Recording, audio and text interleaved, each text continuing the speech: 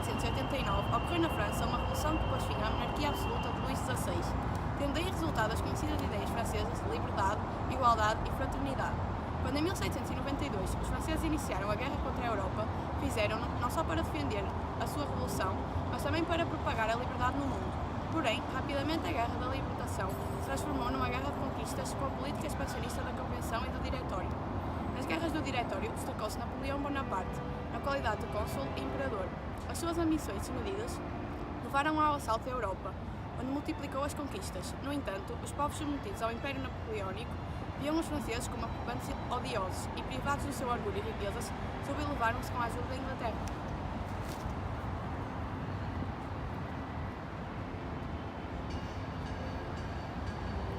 Decidido a enfraquecer o poder da Inglaterra, Napoleão decretou, em finais de 1806, o bloqueio continental, onde nenhuma nação europeia deveria comercializar com as Ilhas Britânicas. O monarca português recusava-se, no entanto, a quebrar a sua aliança com os ingleses, procurando, ao mesmo tempo, evitar o desagrado do imperador francês. Adotou uma política ambígua e jogava uma espécie de jogo duplo. Em 1807, dá-se a primeira invasão francesa a Portugal sob o comando de Junot. Incapazes de enfrentar tal situação, os portugueses pediram ajuda à Inglaterra, o que levou à vitória das tropas anglo-lusas na Batalha do Vimeiro. Em 1809, sob o comando de Soult, as tropas francesas invadiram Portugal mais uma vez, agora em direção ao Porto, levando a uma das mais conhecidas catástrofes no início do século XIX. Foi na Ponte das Barcas que milhares de pessoas pereceram enquanto fugiam das tropas francesas.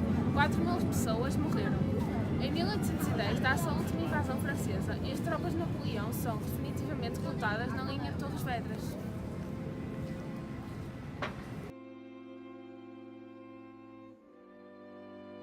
Nos finais do século XIX, o pintor portuense Joaquim Vitorino Ribeiro resolveu colecionar peças de natureza militar que constituíssem um testemunho da conturbada primeira metade daquele século, denominado inicialmente pelas invasões francesas e depois pelas lutas liberais que confrontaram Dom Miguel e Dom Pedro. Vamos então adentrar numa pequena visita ao Museu Militar do Porto enquanto enumeramos as razões que levaram à Revolução Liberal. As invasões francesas deixaram Portugal em muito mau estado. O país encontrava-se devastado e em ruínas, e apesar da retirada dos exércitos invasores durante a sua permanência no país, os tropas franceses roubaram, destruíram casas e ruas e deixaram as atividades económicas paralisadas. Para agravar o descontentamento da população, deram-se ainda outras situações prejudiciais para Portugal. Os portos brasileiros, que eram exclusivos de Portugal, passaram a fazer negócio com outros países. Em 1815, o Brasil deixou de ser uma colónia portuguesa e foi elevado à categoria de reino. A família real e a corte encontravam-se ausentes e os principais cargos na governação e no exército em Portugal pertenciam aos ingleses. Em consequência, aumentava o sentimento de descontentamento da população, influenciada pelas ideias liberais francesas. Gerava-se então um clima propício a conspirações contra a situação em que o país vivia. Um Estado arruinado, uma monarquia abalada pela preferência do rei pelo Brasil e indignação da nação formavam um solo fácil para revoltas. Em 1817, Gomes Freire de Andrade liderou uma tentativa de alteração do regime, exigir o regresso do rei e expulsar os ingleses do país. No entanto, os responsáveis foram descobertos e condenados à morte.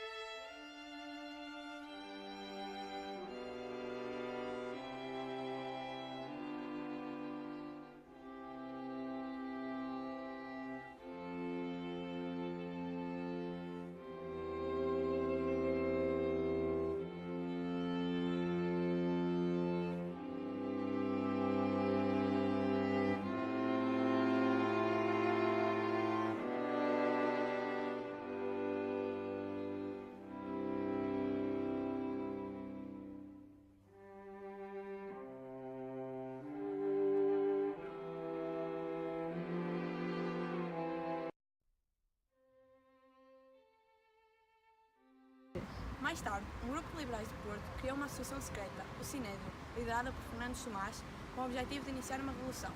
A 24 de agosto de 1820, aproveitando-se a ausência do jornal inglês Beresford, o Sinédrio deu início ao processo de revolução.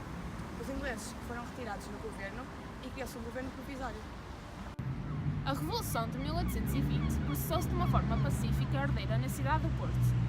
Na madrugada de 24 de agosto, alguns regimentos militares dirigiram-se para o campo de Santo Ovídio, atual Praça da República, onde nós nos encontramos, onde formaram em parada e ouviram a missa. Uma salva de artilharia anunciou a revolução e os coronéis Sepúlveda e Cabreira leram proclamações prontamente aclamados pelos soldados, que vão ler a seguir. Soldados, acabou-se o sofrimento. A pátria enferra-se a vossa consideração perdida. Vossos sacrifícios baldados. Um soldado português próximo a mendigar uma esmola. Camaradas, vinde comigo. Vamos com os nossos irmãos de armas organizar um governo provisional, que chama as cortes a fazerem uma Constituição cuja falta é a origem dos nossos males. É desnecessário o desenvolvê-los, porque cada um de vós os sente. É em nome e conservação do nosso augusto soberano, o Senhor D. João VI, que há de governar-se. A nossa santa religião será guardada, assim como os nossos esforços serão puros e virtuosos. Assim Deus os há de abençoar. Os soldados que compõem o bravo exército português hão de acorrer a abraçar a nossa causa, porque é igualmente a sua. Soldados, a força é nossa, nós devemos, portanto, não consentir os tumultos.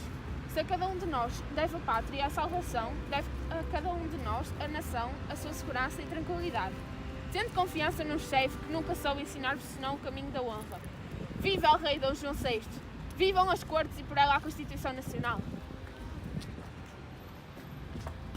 O novo governo exerceu funções durante 4 meses, conquistando a aprovação do país e até do Brasil.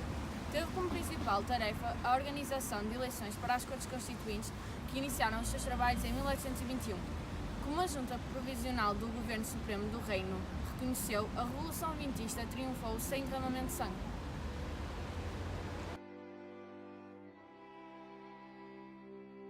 A Constituição de 1822 é um longo documento de 240 artigos, baseado na Constituição Espanhola de 1812 e nas Constituições Francesas de 1791, 1793 e 1795. Reconhece os direitos e os deveres do indivíduo, garantindo a liberdade, a segurança, a propriedade e a igualdade perante a lei. Afirma a soberania da nação, cabendo aos varões maiores de 25 anos que soubessem ler e escrever a eleição direta dos deputados e aceita a independência dos poderes legislativo, executivo e judicial. Em contrapartida, não reconhece qualquer prerrogativa à nobreza e ao clero e submete o poder real à supremacia das cortes legislativas. No que se refere à religião, os deputados conservadores entendiam que o catolicismo deveria ser a única religião permitida no reino, ao mesmo tempo que advogam uma censura prévia aos escritores sobre a Igreja e à religião. Esta opinião viu-se ultrapassada pela facção radical que fez vigorar o princípio de que a religião católica era a religião oficial dos portugueses e não consentiu a censura aos escritores eclesiásticos. Apesar de ainda não estar consagrada na lei a liberdade religiosa para os portugueses, a verdade é que os estrangeiros podiam realizar livremente os respectivos cultos, pelo que a religião católica acabou por não ser a única no reino. Sobre o funcionamento das cortes legislativas, os deputados conservadores defenderam o sistema inglês bicameral, uma Câmara de Deputados do Povo e uma Câmara Alta que representaria as classes superiores, mas a ala radical presente nas Constituintes impôs a resolução oposta, Câmara Única. O mesmo aconteceu com o problema do veto, solucionado a contento dos radicais quando não concordasse com uma lei. O monarca poderia remetê-la ao Congresso para efeitos da segunda votação, mas esta seria definitiva e de aceitação obrigatória para o rei. No fundo, a verdadeira soberania residia nas cortes, representativas da nação. Como alguns contestavam, a autoridade régia saiu profundamente humilhada. Todavia, se vencedor destas polémicas questões, numa primeira fase, o radicalismo vintista ressentiu-se no futuro das tensões encontradas e das oposições criadas, por exemplo, ao atacar e eliminar privilégios de cariz económico e espiritual, nos quais se escudava a ordem nobiliárquico-eclesiástica. Suscitou naturalmente os ódios dos grandes da nação, que engrossaram as fileiras da contra-revolução absolutista.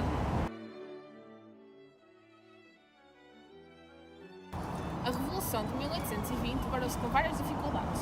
Para começar, sucedeu-se num tempo em que as grandes potências procuravam eliminar os vestígios da Revolução Francesa. Efetivamente, em 1815, construíra-se a Santa Aliança entre a Rússia, a Áustria e a Prússia.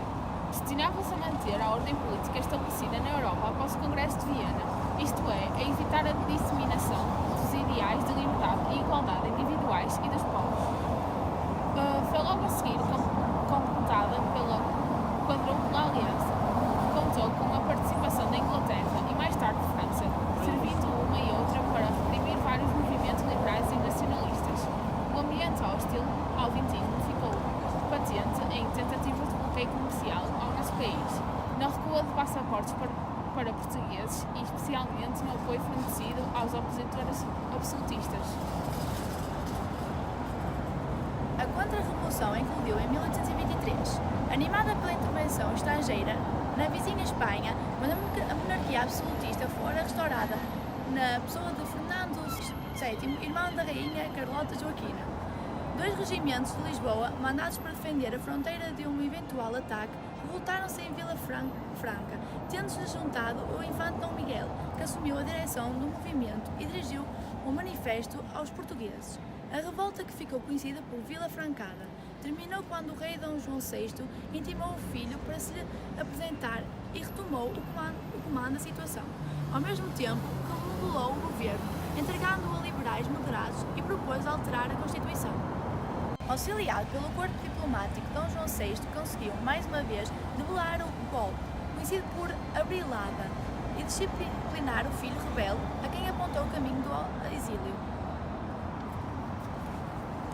O falecimento de Dom João VI, em 10 de março de 1826, agravou as tensões que estabilizavam a cena política dos últimos anos.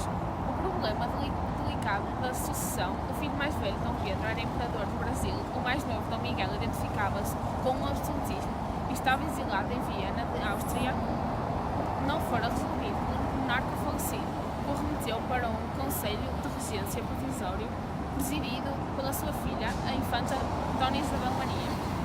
A 26 de abril, Dom Pedro confirmou a regência provisória da infanta Dona Isabel Maria.